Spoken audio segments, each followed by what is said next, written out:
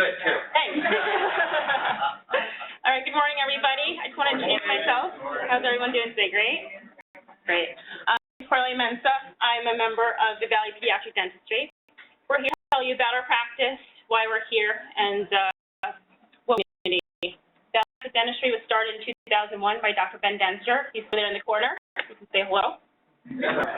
Working at Valley Pediatric Dentistry since then. Dr. Denster is a graduate of Stony Brook School of Dental Medicine.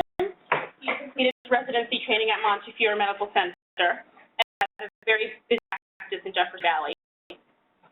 Dr. Jennifer Blair came along and helped him out in his great practice. She's a graduate of Tufts University School of Medicine, and she also practiced at a Montefiore Medical Center where she got her diploma. Had a very busy practice. It was Dr. Ben and Dr. Jen for a while. And Dr. Ben realized that there was a need for pediatric dentistry in Dutchess County. He was at a location in Hopewell with Dr. Jen. We're going to be celebrating our 1-year anniversary of our new office in about a month. Along with the team in 2012, I was actually born here in this hospital at Vassar Brothers. I grew up in Big New York. I went to dental school in Philadelphia at the University of Pennsylvania. I really wanted to come back to New York, so I did a 1-year general practice residency in Manhattan at St. Louis Roosevelt. I decided I liked general dentistry, but I loved pediatrics. After that, I stayed in New York, didn't want to leave the city yet, so I did my 2-year residency training at the Barnabas in the Bronx. And after that, 2 months after, I joined Valley Pediatric Dentistry, and I've been very happy with it. Today, we're going to give an overview of preventive dentistry for the pediatric patients. You, as our pediatricians, our colleagues, are the first to encounter our patients before we do.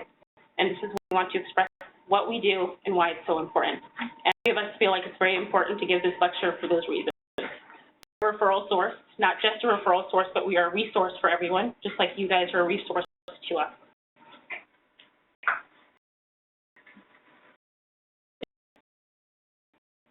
Go over fluoride and go over some misconceptions about fluoride. And also dental trauma, which happens frequently. We can't go over that enough. To learn, the American Academy of Pediatrics, American Academy of Pediatric Dentistry, and the American Dental Association recognize age for the first dental visit and identifies parents and children who are at high risk for dental caries. We understand the benefits of fluoride used in the prevention of dental caries, and fluoride should be used for our pediatric patients. We also protocol and basic treatment of common traumatic dental injuries and how to help prevent them. This is old infant oral health care. As pediatric dentist, prevention is the #1 part of our practice. Early health care and early education is important in the beginning, and also good health care practices. So we believe it begins in the perinatal and the infant oral areas. #1 single most common chronic childhood disease. It's 5 times more common than asthma, 4 common than early childhood obesity, 6 times more common than diabetes. This was 2007 by the CDC. Children ages 2 to 5, toddler and preschool age, had increased from 24% to 20% in 1998 and 1994, and 1999 and 2004. Increase, things should be getting better. Many small component to choosing not the #1 thing. We have to our office all the time. I had bad teeth when I was a kid. I want my child to suffer the same thing. They're to the dentist. They weren't supposed to come till they're 5, till they're 3. We hear every day. Young children, parents have misconceptions. Sit in the chair, pulling up 4 teeth. Why are they coming to the dentist? Working school children, we're too busy, we're too rushed. Mom works days, dad works nights. We don't have time to take care of their teeth. We have a long day. It's hard to go to bed. We're just too tired to brush their teeth. For young children. They chew on the toothbrush, they swallow the toothpaste, they scream and they cry. Mom is saying, so there's other people taking care of kids during the day. Grandparents and nannies are not consistent to give the kids treats throughout the day. Children can be picky eaters, carbohydrate diets, and grazers. Constantly throughout the day. Fluoride. Questions out there on fluoride safety. A lot of parents to administer and why we give fluoride. In early childhood childhood caries. Well, what do we mean by early childhood caries? Early childhood caries is a cavity of primary tooth and under the age of 6. Children have experienced one cavity by the time they reach kindergarten. So that's a big perinatal dental care. Perinatal oral health plays a crucial role in the overall health and well-being of pregnant women, as well as for the health and well-being of their newborn children. Many mothers are unaware of the implications of poor oral health for themselves, their pregnancy, and their unborn child. Periodontal disease and adverse outcomes in pregnancy. These include preterm deliveries, low babies, and preeclampsia. Mothers with poor oral health and high levels of periogenic oral bacteria are at greater risk of infecting their children with bacteria and increasing their children's caries risk at an early age. So these mothers are already high risk, and they're making sure that their kids are high risk by being high risk patients. Caries is mutans streptococcus, strep mutans, MS, whatever you want to call it. I'm going to call it strep mutans. It's a indicator group of bacterial organisms responsible for dental caries. Colonization of mutans streptococcus of an infant at the time of birth in the furrows of the tongue. It's a niche for this bacteria. Signalization occurs after dental eruption as teeth provide non-shedding surfaces for appearance. Strep mutans requires the enamel annealing surface, but even when this first tooth erupts, strep mutans is present in the tongue.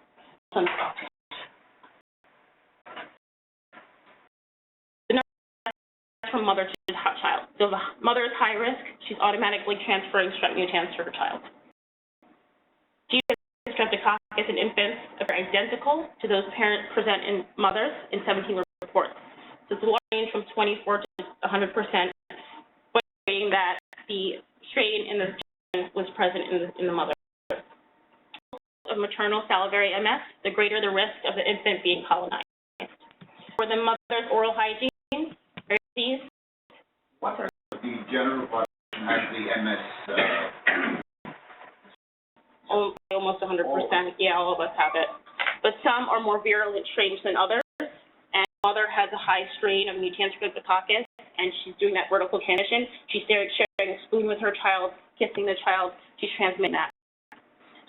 So if you see that yeah, sure. Across the placental. That's actually studies have shown fluoride. Once the fluoride have crossed the placental barrier for the child. It's very negligible, and the studies aren't very strong as to how much and how beneficial it is. So the amount of fluoride that has crossed the placental barrier is beneficial in the primary teeth, not so much the permanent teeth, but again, negligible. So some mother's oral hygiene, periodontal disease, snacking frequency, socioeconomic status. These are all what we call high-risk factors. So if you see like this, you might want to be seeing your dentist. It's important for your child's health, not just your health as well. Transmission, we talked about vertical transmission, horizontal transmission between siblings, between playmates also occurs. Severe early childhood caries, maternal genotypes were identified in a majority of children. So when we say early childhood caries, pretty much any smooth surface lesion on a young child. So as nurses and other healthcare professionals are more likely to see these expectant mothers before we do. We don't expect mothers typically until another child coming to our office. So these providers are aware of the infectious etiology and associated risk factors for dental caries. Colleagues can identify these mothers and families at high risk for decay, and also taking dental care for our parents. Yes. Any vitamin D or strengthening? Not sure of. In particular, vitamin D, I'm not sure. Ben or Blair have any input for that. I can't quote any studies on vitamin D specifically. So yes, what we want to do, we want to recommend and provide tips on how to begin cleaning an infant's mouth. Now, that's more our job. We want you to be able to identify these patients and know who to refer to, and we'll take it from there in terms of educating them on what to do. done in age 1, yes. So other than that, those teeth parents, whether some kind of risk. Factors, a parent who's had a history of decay, their children, other siblings, had a rate of decay, low socioeconomic status, their diet, poor diet, high carbohydrate diet, so seeing the teeth, their overall health in general, factors as well. Yes. Like chronic health issues where they're on medications chronically, ear infections. A lot of kids come to us, they've had multiple ear infections, strep throat over the first year or two of life, a lot of medications, and those medications could be causing decay as well. And premature. And any of these liquid meds, they're high sugar. We're recommending parents rinse their mouth after they give medication, especially before bed. And any children who are using inhaler, asthma, mouth, we want them to rinse or drink after. So these are all high risk individuals. Simple slide, 6, but we're going to done in year 1.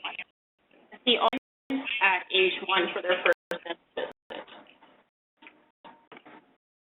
Again, in age 12, that first dental visit for 6 months after the first toothbrush. I don't know, here's the feedback.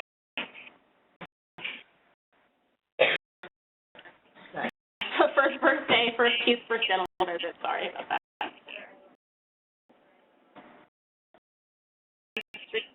That children who have their first dental visit until age 2 or 3 are likely to need some restorative visits as well. Can you just tell her to mute her line? For the one? Yeah, for economic, it's just for anyone who waited longer than age 1 to get a dental visit. It wasn't just for economic status. I know stuff like this may not really warn you for. But the same token, it just shows. You had a very hard time finding dentists. That is correct. That's true. The finances are also a concern. Not in our office, but you're correct. That's a huge concern as well. But if you really want to decrease this, then you have to have people that take medication. Yeah. We can go on about getting this done, but I don't see this in higher services. Right, you're not going to see as much, but there's also, there's a shortage of pediatric dentists as well. So, that's another factor. In general dentists, not just pediatric dentists, making sure that every dentist feels comfortable seeing the children.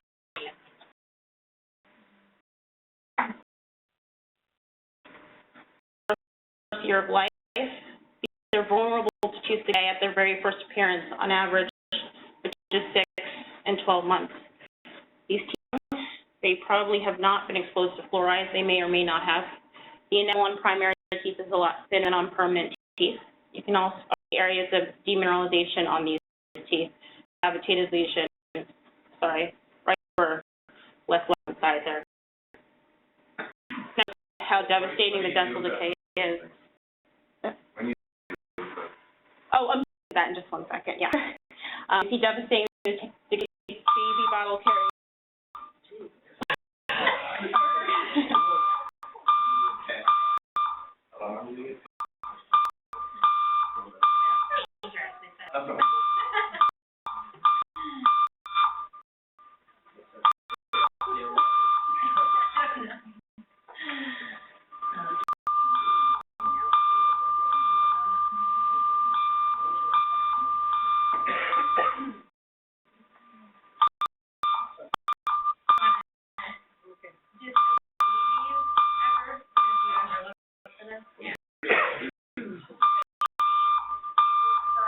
What is your first step once you see this?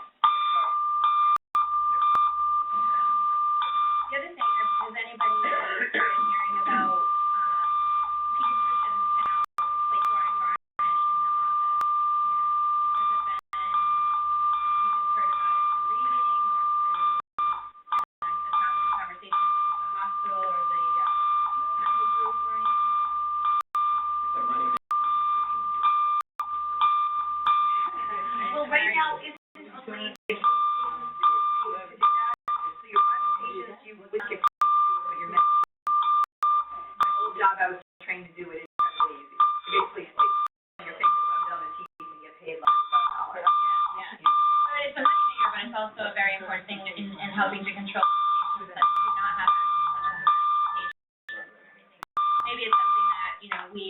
both the community and the medical group can start to actually put together.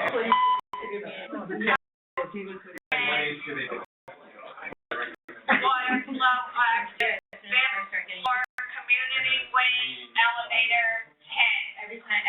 So you see Water access, fifth floor, community waste elevator 10. we have a good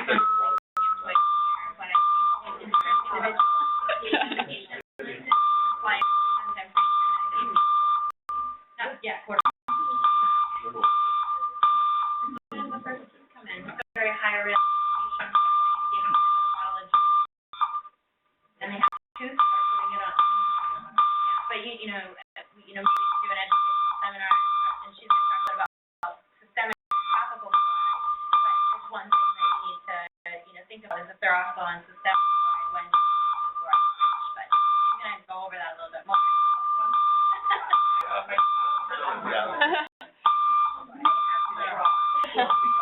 Yeah. I'll have to put that.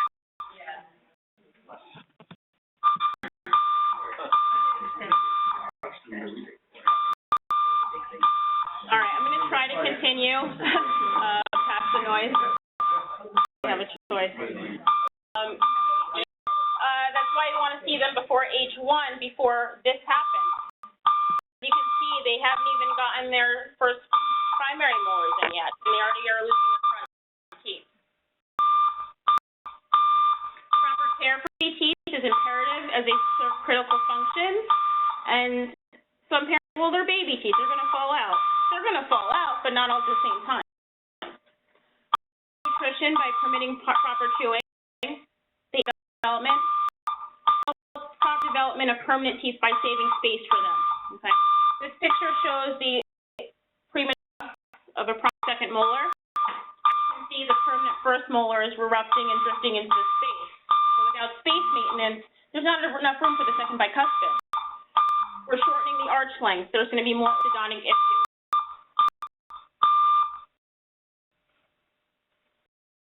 The child from eating correctly, impacting overall health and development. Kids are in pain if they have tooth decay. They're missing school. Parents have to bring them to the dentist.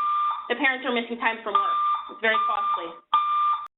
Undetected and untreated tooth decay can lead to infection, loss of teeth, and expensive and mostly preventable emergency and restorative interventions. So this example of mouse dental rehabilitation being done in the hospital by an anesthesiologist who does the IV sedation in our office for our sedation. Everybody okay over this? Okay. All right. Next topic I want to go over is xylitol and fluoride. These are 2 tools we use in the prevention of dental caries. The naturally occurring 5-carbon sugar polyol or sugar alcohol. It's found naturally in vegetables, fruits, birch, by the FDA in 1963. 1970s, out of Finland, Turku University, they had the Turku sugar studies. It was a 2-year study, and they found that those who consumed the xylitol, rather than sucrose, interestingly had a lower dental caries rate. The AAPD supports the use of xylitol in caries prevention. So a sugar that prevents cavities, nature has a sense of humor. So xylitol decreases the levels of strep mutans in plaque and saliva by disrupting energy production processes of mutantococcus. Xylitol is a 5-carbon sugar. These require disaccharides for their metabolic resources. So instead of consuming the sugars, they're going to be consuming the xylitol. They can't reproduce, they can't metabolize, they can't adhere to the teeth. Clinically effective levels of xylitol shown MS strains with reduced adhesion to the teeth. They're less virulent. There's less acid production, and it's very effective on erupting teeth. Xylitol use, and we educate our parents on how to apply xylitol, and I'll get to that in a minute, to protect these young teeth. Studies showing that maternal xylitol consumption may reduce acquisition MS and dental caries by children. Again, that vertical transmission. If we can reduce the amount of MS mother, we can reduce the amount that the child is going to acquire. modalities of xylitol, mints, mouth rinses, gels, sprays, and wipes. Sprays we use most often in our young children and infants. The gum is commonly used as well. In 1995, there was a more comprehensive study on the use of xylitol gum, and they had about a third less caries rate in those in that study. And these side effects can be seen at only very, very high levels, are gas and osmotic diarrhea. So xylitol we can recommend for all of our patients, but especially those who are at moderate to high risk. Dose is 3 to 8 grams daily for clinical effect. This picture to the left are the wipes that we use, so 2 to 4 times a day, the mother can apply the wipes after feeding. This is a Spiffy's gel. So instead of toothpaste, they can use the gel as well. Guidelines of American Academy of Pediatric Dentistry, also in a syrup form. Obviously, we don't want those younger than 4 using any kind of gum or mint.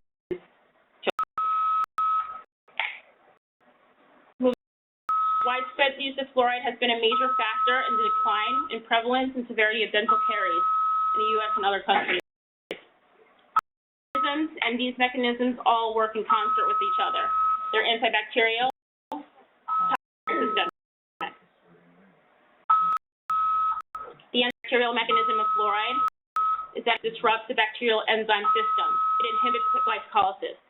It disrupts pH of the bacteria. They can maintain homeostasis. It has a direct antibacterial effect at high concentration. Fluorosis are all taken up by demineralized enamel to improve the enamel crystalline structure. During remineralization, meaning that the lesion has hit the enamel, demineralized, fluoride helps filtrate calcium and phosphorus back into the lesion. So the partially dissolved hydroxyapatite crystals are rebuilt into fluoridated hydroxyapatite. So this fluoridated hydroxyapatite is actually more resistant to the attack than the original hydroxyapatite. It improves the enamel. Hydroxyapatite, fluoroapatite is actually more resistant. And the fluoride, which is the acid solubility, reduces the critical pH of 5.5. That's the critical pH at when acid bacteria produce their acid and enamel demineralizes. Water fluoridation. Communal water supply is the most effective method of delivering fluoride and reducing dental caries to all members in most communities. Introduced back in the 1940s. Pretty good. It's less than $1 per person per year. Data from the last half century indicate about a 55 to 60% reduction in decay rate. Recent data suggests only a 25% reduction. So we're going from 60% reduction to 25% reduction. Why is that? Well, it's called the halo effect. Foods, beverages that are prepared in fluoridated communities are being transferred to non-fluoridated communities. So those in the non-fluoridated communities are getting some benefits of the fluoride as well.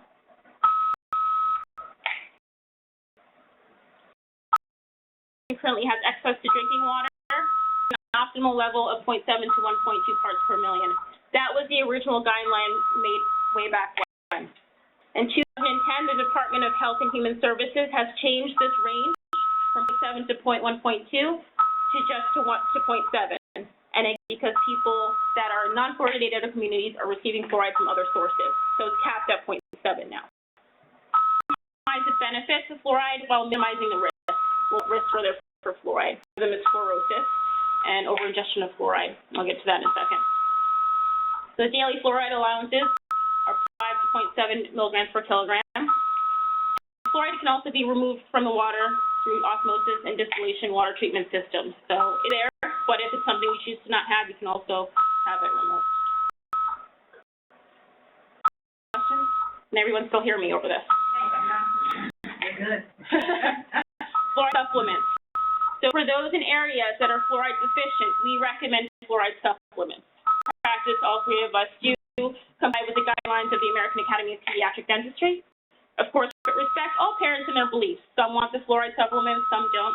Our job is to educate and do what they wish. Okay? Of course, I know we have a lot of pediatricians that already prescribe fluoride supplements or multivitamins such as polyfluor. one type, and also parental education. And this is part of the first, that age 1 visit. It might be a quick clinical exam, which is true, because there's not much going on, but we spend time talking about all of these risk factors to parents. Yes. Why at night? Because when you chew the fluoride supplement, there's some topical benefit.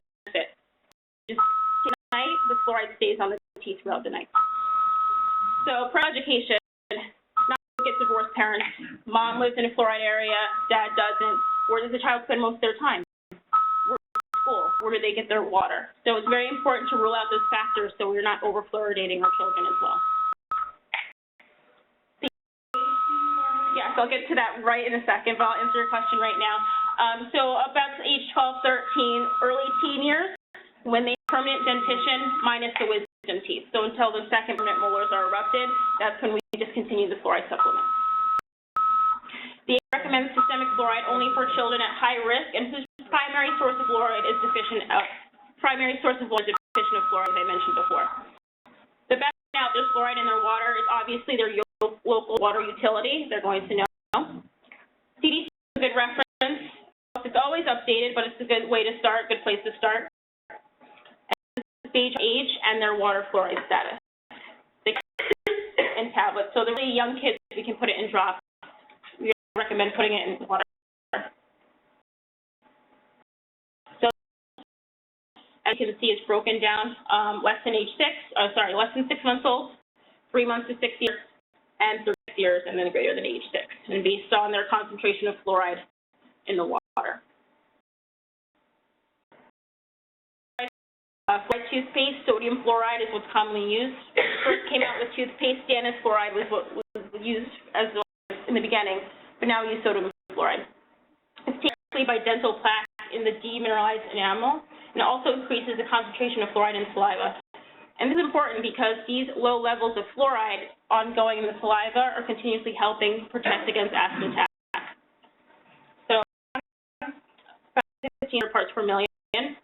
Very careful parental supervision. I can't tell you if we have parents coming in, oh, well, he brushes himself. Well, he's 3 years old. How well is he brushing his teeth? Is he spitting out? We'll ask the parents. We'll go over things like that. If they're spitting, we will do recommendations because it's important. 0.2 to 0.3 may be swallowed by preschool children who are brushing 2 times a day. We don't want them swallowing too much, especially if they're also in a fluoride supplement. This is Preventative. This is concentration. We'll give the description. Red, clear. Code red, clear. Concentration given in older kids who have had a history of extensive tooth decay, a lot of work, orthodontic patients as well. So we give them out as as-needed basis, but this is for a little bit older children. This is for our parents. We will actually demonstrate this again during our first visit. How much toothpaste should I put on? Again, smear or right size for those less than 2 years old, and then a pea size amount from 2 to piece. Fluoride rinses. Daily act, one of the rinses that we recommend, and also have weekly rinses. This is retained in the dental plaque and saliva, and again, high patients, including orthodontic patients. Orthodontic patients are automatically categorized as moderate risk patients, no matter how well their home care is. Why? Presence of brackets, it's harder to clean. Keep your gingival health clean as well. Obviously, if they're less than 6 years old, we're going by the instructions. They need to talk to us or talk to their physician. Therapy-Varnish. This is in Europe very popularly before it was introduced in the U.S. and became more popular in the 1990s. The varnish, 22,500 parts per million. And onto the teeth after we do our dental prophylaxis. Put on the take. Most of it occurs within the first minute of application. Prevent or reverse enamel demineralization. And we use this more often than we do for the gels or the foams. You don't have to sit with a little foam in your mouth anymore. Little kids, very easy. Like someone said, you just paint it on, and that's it. And concentrations of fluoride in close contact with the teeth for hours. And we put this out twice a year. So that's what we recommend. Some cases only cover it once, but we highly recommend twice a year. The question is, if the person is getting fluoride at home and fluoride toothpaste? Yeah, because this is an office special treatment, they just get twice a year. So it's not a replacement for, Supplement that. correct. We usually recommend to not give the fluoride vitamin that day and the next day. Just Thank you. because that there's got to be some a high concentration of concussion. And so it's about, think about, thank you, Dr. Blair. Yeah. Which surface of the teeth, looks like we're using Vaxxus as well that way. We coat the entire tooth. What we do with our prophylaxis, we dry the teeth, and then we paint on the varnish. So the front end of the Everything and approximately as well. Since you don't even really need to do a dental prophylaxis, if you want technical about it, but you do need to put the fluoride on, dry the teeth as well, so it adheres to the teeth. But we prophylax, we can see and diagnose. Is that procedure the same as what dentists call the dental sealant? No, I can go over dental sealant real quick. What a dental sealant is, it's a coating, and as it adheres to the grooves and the pits and fissures of the teeth. It's more, this is something that's transient. Sealant is turned on, it's a similar component material as we use in our dental composites, and it prevents pits and fissures from being attacked by acid and bacteria. The sealant's more protective for those chewing surfaces. This is varnish for every tooth. In terms of heating after this? Yeah, so we tell them typically not to have anything, hard, crunchy, hot for about an hour. Soft, a little bit of water. We don't want to rinse it all off, but basically before food.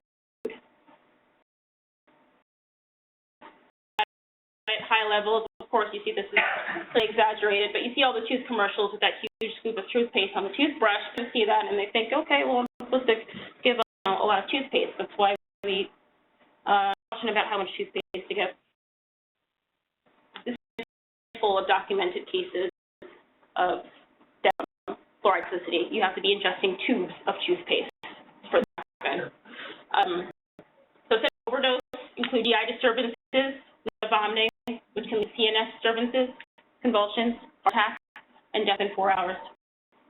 This dose is 16 to 32 milligrams of fluoride per kilogram. So this is by Hodgson Smith. So 100 times more than what the daily recommended dose is. So your poison control center, the milk will bind the fluoride. If you're unable to drink milk, you don't want to, induce vomiting. And zero. Gastric lavage, IV, calcium gluconate to bind the fluoride. What is the correct content in children's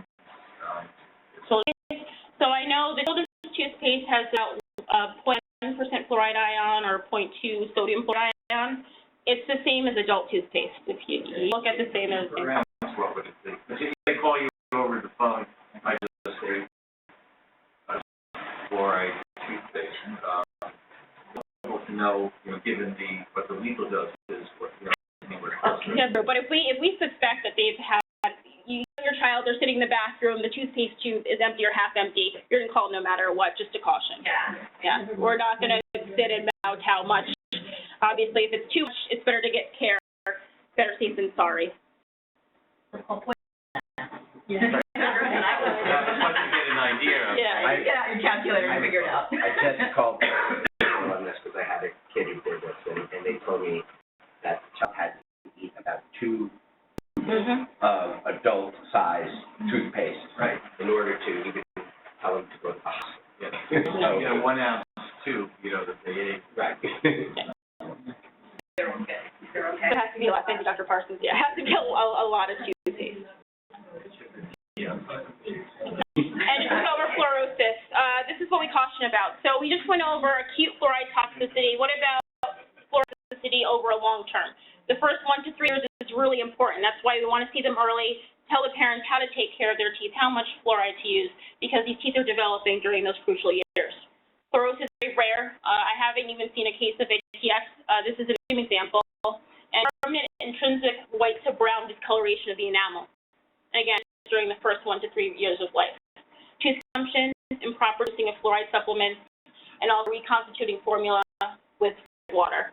There are some infant fluoride formulas out there that have fluoride in them. Again, when the parent comes in, what's the diet like? Are they on formula? Should we case with fluoride? These are all things we use to curtail what we tell them in terms of how often to use the fluoride toothpaste. So that 8% of a group of 12 to 15 fluorosis whereas 5% had moderate fluorosis. So again, it's a smaller, and we rarely ever see that.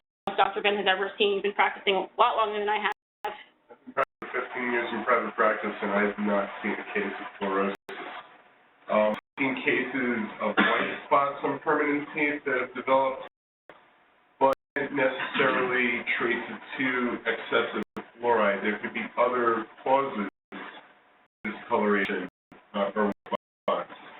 So it's sometimes a trace. Yes? What are the other Just hypers, during birth or very early, childhood. Child is born prematurely in the NICU and intubated. There's other potential things. Fevers, trauma. Beyond, if it's just on one tooth, probability is not fluoride, it's I mean, other. the most common area that we'll see white spot lesions or white spot on the incisal edges, the permanent inside. And those areas of the teeth are developing typically around birth. So the child hasn't even been given fluoride supplementation yet. That would probably be the most common white spot that we see. I think it's from fluoride. Any other questions on fluoride before I move on? Yeah, I have time together all the different recommendations. Okay. So the fluoride recommendations, whether has gone down, fluoride was taken out in Dutchess County several years ago. The recommendation for using fluoride toothpaste in children now is the first tooth that are and if you look at even the Dental Association is saying fluoride only for high risk children, not universal. It's just hard to decide who high risk, Okay. right? How much fluoride they should have. We need fluoride supplementation if they're going to be brushing their teeth. Cool. You need fluoride supplementation because it works in different modalities. The fluoride supplement is really so for their developing teeth. The topical fluoride acting on the teeth in the mouth. Systemic something for the tooth development. I understand that, but for high risk, that's the recommendation. So That's high who's not high risk? or no water. So Is it or no? Yes, you're correct. And both high risk in water, and also those who just have no fluoride supplementation in their water. So fluoride removed Done by each county. Yeah. Yes. by the rat lab. There's a rat lab. General dentist that will say that, or parents that say there's general dentist. Yeah. General dentist, pediatric, I thought. They all say yes. They all leave it to us. They said, the dentist said you should decide to us, and I'm like, why? Maybe general dentist, I mean, we're all trained to. So you would prescribe. We prescribe it. Thank We you ask very much. first. Well, we ask first, do you take anything from your pediatrician? Right. Does your pediatrician prescribe you a multivitamin with fluoride? Do they prescribe you a fluoride supplement? Right. We have to find that out first before we start dispensing these things. And a So lot of we're this could be comfortable with that. solved, and certainly there's a shortage of pediatric dentists, but pediatric dentists were specifically trained in seeing kids as early as months. I had to bring a child in with no teeth, but less. Then the dental visit by 8 months, just because other siblings, she says, you want to take a look? I said, sure. You know, with a straight face, right? I did chuckle, I did. But, I got guided towards the risk of that anyway. But I said it's all be solved if across the board the recommendation is see a dentist by age 4. Because then you have a consistent, concise recommendation by those trained. And again, I know it's a problem because a lot of general dentists, I hear it from general dentists too. Oh, well, they don't want me to bring him until he was 4 or 5. They don't feel comfortable, and that is a real problem. One thing on the, I'm sorry, go ahead. I just had a question about, some parents that don't want to do vitamin, bring bottled water with fluoride, is that? Right, we get that a lot, yeah. So they have the fluoride bottled water. We recommend they use the plain bottled water and take the fluoride supplements. That way we can regulate how much they're getting. If they're just drinking randomly from the fluoridated bottled water, there's no way we can tell how much fluoride supplementation they're getting. So you just recommend regular bottled water fluoride supplement. I was taught that if I told them if they took 4 ounces a day, they've gotten enough of that nursery spring water. Would that be incorrect? Depends on their age as well. Things change over time, so it's harder to regulate. Yeah. I think those bottled waters have maybe, same as community water. 7.8 parts per million. Too, though, is you have to be careful with them reconstituting their formula, if it's powder formula with the nursery water. I definitely don't recommend that. The reason is there's already some low-level fluoride in a lot of formula. It's different for every company. To reconstitute their powdered formula, it should be regular water. I think the argument, when Pradeep brought up that question, the argument when they took the fluoride out of the water, which was ridiculous, they didn't announce it to anybody, the argument behind it was that our natural occurring levels of fluoride in our public water are high in the other areas, which was the reason they took it out. You showed the slide that half, depending on what your naturally occurring fluoride levels are. Does anybody know, I mean, that was their argument. Do you know offhand what, and then we're going to have different things because we've got the people in the municipal water system here that get their water out of the Hudson. The rest of them get it out of wells. So it's probably going to be different from one place to another. Do you know offhand, at least for the people getting municipal water? You know, any water, the natural water, has very low levels of fluoride. I can't quantify how much. It's very variable. It's very tough, to quantify. But it's not optimal. That's not optimal. Well, I just saw on one of your slides, it just cut it in half. It said no supplementation until a year. It has a certain Right, it's 0.3 to 0.6. Yeah, so if it's 0.3 to 0.6, it's still, 0 to 0.3, it's still suboptimal. You're getting some, but it's not optimal. So we would give a supplement, but not as high as if you weren't getting any fluoride. Does that answer? Yeah, and it just, maybe I'll Google that. I think there is a way of, there's a way of finding out what it is within our municipal system. Can I answer that for They came and gave us a zero, water district, we actually get the water district report. So It is in your water. Yeah, but it's in your water report, if you get municipal water, if you have your own private well, I mean, I suppose you can send it off and have it. Yeah. But like for Manchester Water District, I think we're like 0.8 parts per million. Right, that would mean Very, very small. When I first started practicing, I was very concerned about this, about taking into consideration every, where they're getting their fluoride, how much toothpaste, this and that, and the other thing. What I found was, in most cases, I would have the parents test the water, and it's always at well water, less than 0.3 parts per million. So it's always, in most cases, less than, and you always have to give the optimal dosage anyway. So I stopped, really trying to push them. I said, you know what, if you're really unsure, bring me the report. And it's always those less than that. Great. I know there are arguments when they took it out. Yeah. Okay, I'm going to read from the American Dental Association. Because really, this is important. Supplements are available by prescription and are intended for use by children ages 6 months to 16 years living in fluoridated areas and at high risk of developing tooth decay. Every child in this area is recommended to have substance fluoride. So this is my question from before. Make someone high risk, and how we can decide who gets substance. It's not a universal recommendation. I thought it said that it's recommended for those that are high risk and living. It's recommended for those living in non-fluoridated areas and at high risk of developing. Right.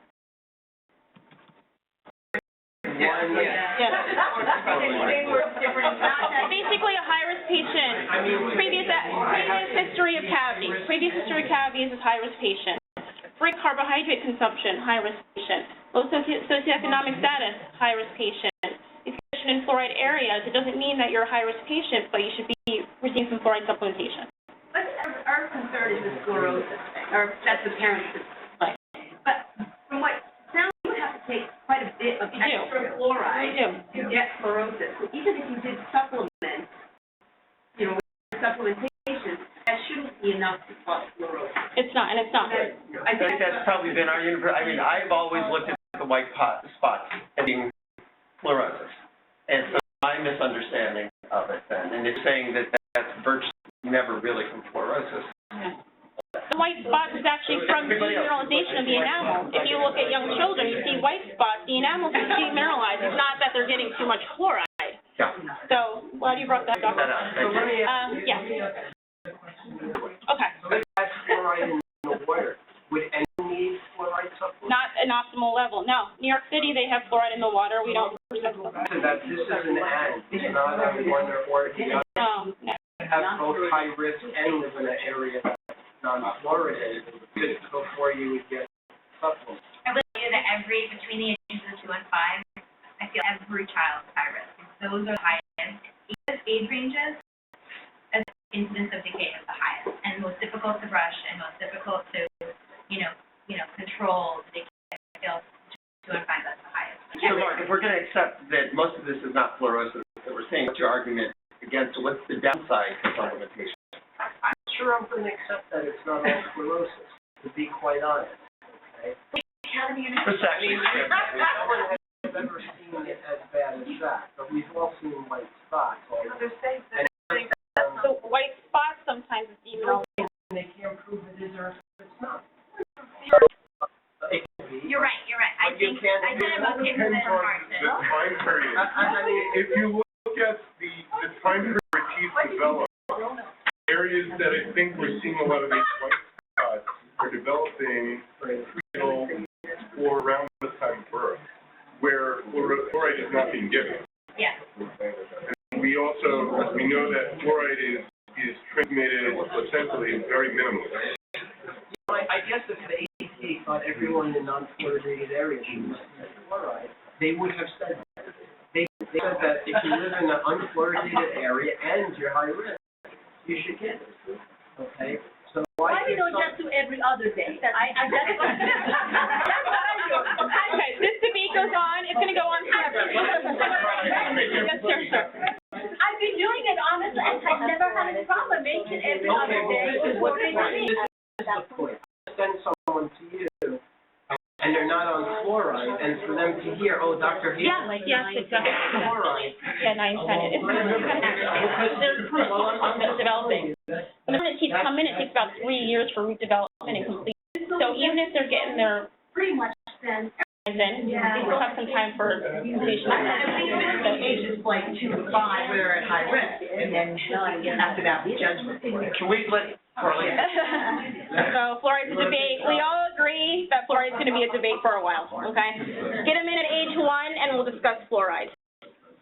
Our last topic, and of course this is what you get at 4:30 on a Friday. So as part of our office motto, our passion, healthy, happy smiles, we want our children to be cavity-free and also injury-free. We want them to be outside, playing around, active. Oral account for about 5% of all injuries for which people seek treatment for. Time. For us, but pediatricians as well, we know this. Kids are outside swimming, biking, tooth trauma happens all the time. There's always a swimming incident. Oh, I was swimming, I was playing, and I hit my tooth by the side of the pool. You have problems with the chlorine in the water causing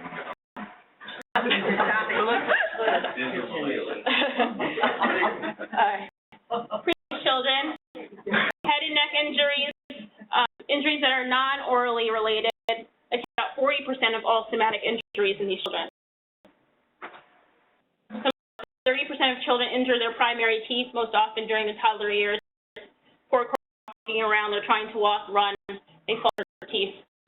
Male predator females for an incidence of trauma. Over of dental injuries occur in the maxilla, the upper central incisors. The common spot for non-accidental trauma, and so we always have to rule out child abuse when we see a case presenting with trauma. Does he match the description? malformation, as I just said, hyperactivity, child use, and malocclusion with protruding front teeth, and failure to wear protective space or guards or mouth guards.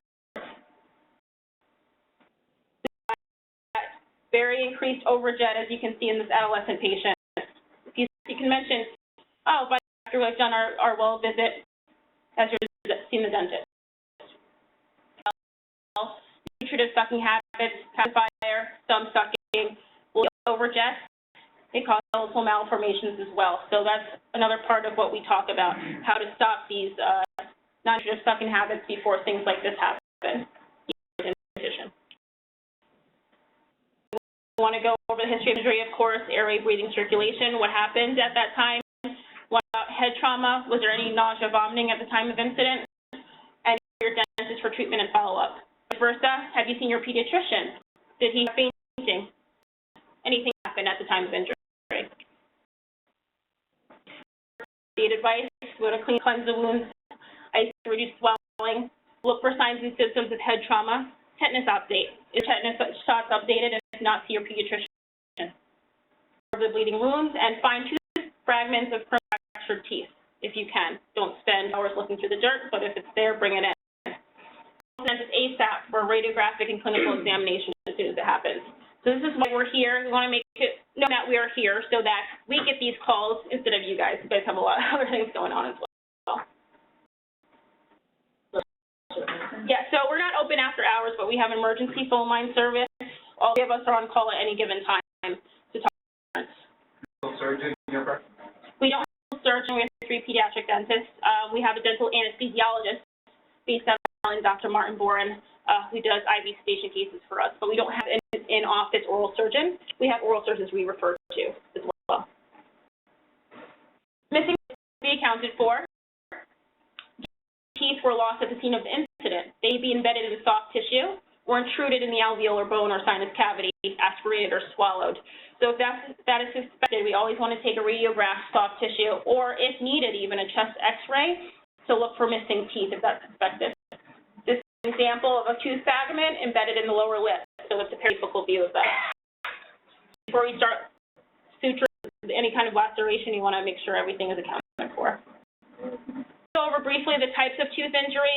We as dentists, we break everything all down into the type of injury, concussion, subluxation, lateral luxation, intrusion, extrusion, fracture, avulsion, which is the most exciting one.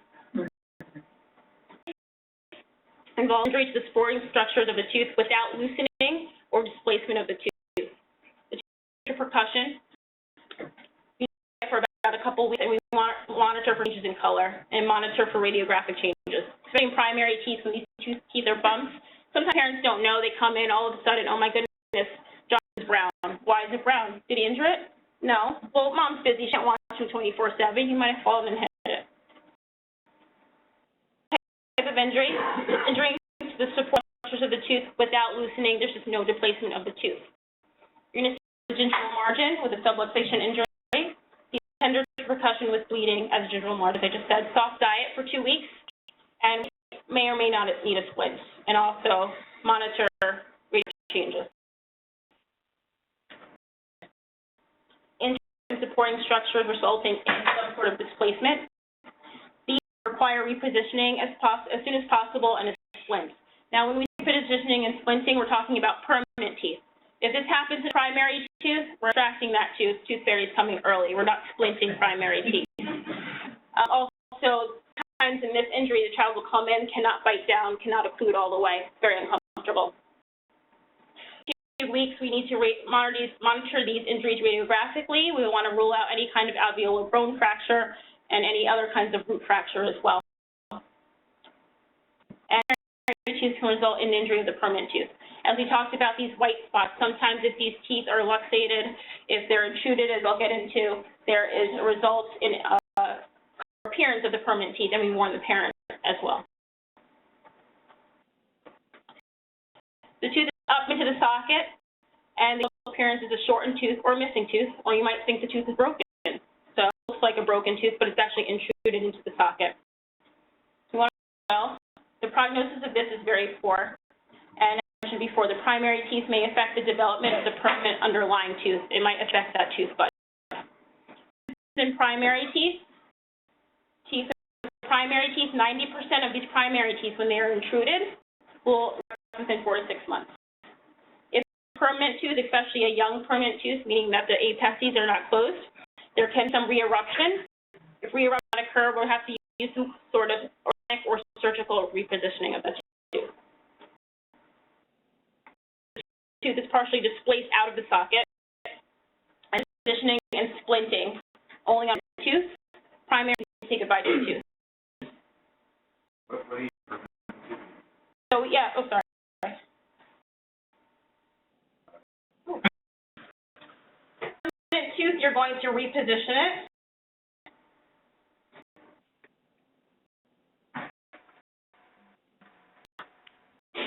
Reposition it into where it's supposed to be. You're going to take a radiograph to make same level, and you splint for about 2 weeks. So, yeah, put stuff in it. You should. You, the parent. Parent, pediatrician, oversees it. We want to maintain the integrity of the alveolar bone, which we'll get to. We want these teeth no matter what, if they're tooth. And if they come out, I was reading somewhere that you carry it either in your mouth, if it's a permanent mouth, or in milk. Well, that's an avulsion injury. This is extrusion, which means it's come out, but not totally displaced from the socket, and over what the guides are for an avulsed tooth. So just back in the enamel or the crown, categorizes complicated and uncomplicated fractures. Complicated fractures involve the pulp tissue as well. Uncomplicated fractures, just the enamel and dentin. Just normally, say uncomplicated fracture in a permanent tooth, we can use some bonding to restore it.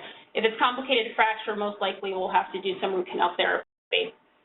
Fracture, pulp at the root level of the tooth, we want to cleanse it for about 4 weeks.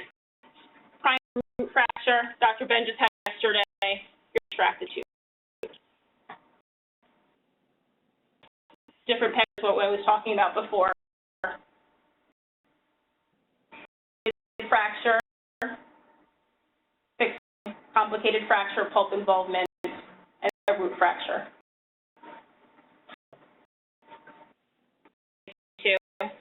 Primary teeth, never ever want to replant it. Just take a tooth, you're done with it. Dental damage to develop a permanent tooth if you attempt to put that tooth bud back in. So you can actually do more harm than good. So primary teeth, leave it out. Permanent teeth, you want to reimplant as soon as possible. Every second counts. The tooth, handled by the crown only. If it's clear dirty, we want some cold water. However, if you have saline around, that's great. You don't want to scrub or scrape the tooth. You're going to remove the PDL from the tooth, and then the chance of that tooth recovering is going to go down significantly. Solution, save a tooth, Hank Spell salt solution. I think all school nurses should have it. I don't know if it's mandated, but every school nurse should have that in the nursing office. Milk, cold milk, saline, and again, parent's mouth, as you said, saliva, spit some saliva in a cup. Depends. Most of the stuff doesn't happen when you're sitting around at home. It's when you're out in the soccer field. You use things around. So if need be, put it in some saliva. I wouldn't recommend putting it in the mouth. This is a very bad time for parents and kids. Swallow happen. I wouldn't do that. You want to stabilize the tooth with the flexible splint for about 2 weeks. Give it tetanus prophylaxis. Antibiotics are also recommended, especially if it's been contaminated or dirty. The goal is to restore and function, restore aesthetics of these permanent teeth. It's very traumatic, especially can you imagine a 13-year-old girl, she's playing softball and all of a sudden she doesn't have a tooth anymore. Treatment, salt solution, and to put it back in the socket and splint. We want it the right way. Again, we're a lot of times, I'm going to say a lot of times, but there's probably been an instance where it's been putting it backwards, but we'll take that rather than not putting it back in. If you remember now, think 60 minutes. We only have 60 minutes to put the tooth back in, otherwise the prognosis declines quite rapidly. What I'm talking about, root maturation. These teeth erupt in the mouth. From when you see the first permanent teeth comes in, it takes about 3 years for those roots to fully form. So apex with thin walls, it's a lot more vascular. So it has an avulsion injury about age 8, actually has a greater chance of than someone who has had an injury at age 14, 15, because it's not as vascular when you reimplant it. So this is a busy slide, but I just want to point out the fact that open apex, you only had 40% chance of ankylosis, whereas closed apex, you had 75% chance of ankylosis after reimplantation. It's the fusion of the tooth, the root to the bone. So as the tooth is implanted, the child is still growing, and for occlusion of the tooth. Again, we want to keep tooth, we want to preserve the alveolar bone, we preserve aesthetics. We implant after the child has stopped growing, we can fix this later, but it's to preserve that alveolar bone. So all parents should classify any kind of dental emergency as an acute emergency, and again, that's why we're here. Pediatric dentistry and let them know there's been a tooth emergency. But we subcategorize these as acute, subacute, and delayed. So of course, avulsion, as I just talked about, is going to be a very acute injury. And fracture, alveolar to the alveolar bone, extrusion, lateral luxation, or root fracture is going to be acute. Subluxation or concussion injuries, and crown polyp exposure can be picked up medically sometimes. The last segment, reported as high as 40% of sports-related injuries are dental in children. All can benefit from mouth guards. Now, the main sports that are mandated for mouth guards include football, hockey, lacrosse are mandated. We also recommended for any contact sports for mouth guards, soccer, wrestling, things like that. Injuries are peaking between the ages of 7 and 11 years. This is when kids are getting into Little League, organized sports. Actually, on basketball, have the highest incidence of injury in the U.S. between ages 7 and 17. So this summer, we actually had a parent who had a basketball game, and it was Dr. Bell, was it a luxation injury? Complicated fracture of the crown and displacement of the tooth. So after that report, our office was flooded with calls about mouth guards. The other parents saw this, they were terrified, and they wanted to know what they could do for their child. Okay. Results in pain, psychological effects on child, and economic burdens on the families. Type of mouth guards, you have the stock ones, those fit loosely, not fit well, and they might interfere with breathing and speech. Those are the cheapest ones you get. You have the boil and bite ones that are a little bit better adapted. They fit loosely, better than the stock type. We recommend mouth guards. We can in our office send it out to a lab. And protection, the thickness of the mouth guard is based on the type of sport they're playing. So obviously, someone playing football is going to get a stronger one than someone playing. And it's the most expensive option. Usually, we want to hold off until they're probably in their late mixed dentition to permanent dentition to fabricate these. They're expensive. If we need to, we can block out the primary teeth and allow for the eruption of the permanent teeth when we make our custom fabricated ones. They fit a lot better. What's the approximate cost of that? For us to make. Yeah. Okay. We charge a parent about $250. Yeah. A good question, because it's a lot cheaper to what it's going to cost to make these teeth. If you have avulsed the tooth, it's not just a one-time visit to the dentist. You're going to the dentist, it's multiple follow-ups, it's very expensive. This is endorsed by the ADA, PD, AAO, the American Academy of Oral and Maxillofacial Surgery. Do we need a mouth guard? Well, obviously, yes. Based on it, let's put that we're not using a mouth guard when playing chess. So dental injury costs big. In 2005, the National Sports Safety Foundation estimated the cost of treatment for a single traumatized and avulsed permanent tooth to be at $5,000 and $20,000 over the lifetime of that child. Meaning once you've gotten the tooth back in, you might need some bone grafting later on in life, you might need an implant, you might need orthodontic treatment. This all adds up over the course of a lifetime. And of course, the psychological costs and hours of sickness are also significant. You have to come to these visits to follow up. Not every dentist has after-hour after hours. We do. Not every dentist does.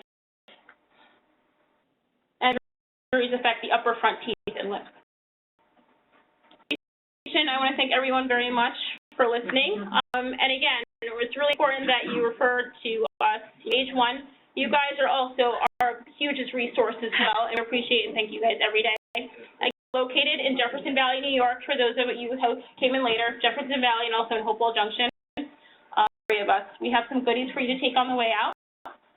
Very much. Any final questions? I Okay. just want to make a note, as far as the fluoride, it's always a big controversy and topic of conversation. But, as far as the recommendations, it's recommended to be put in the water supply just to reduce risk throughout the community.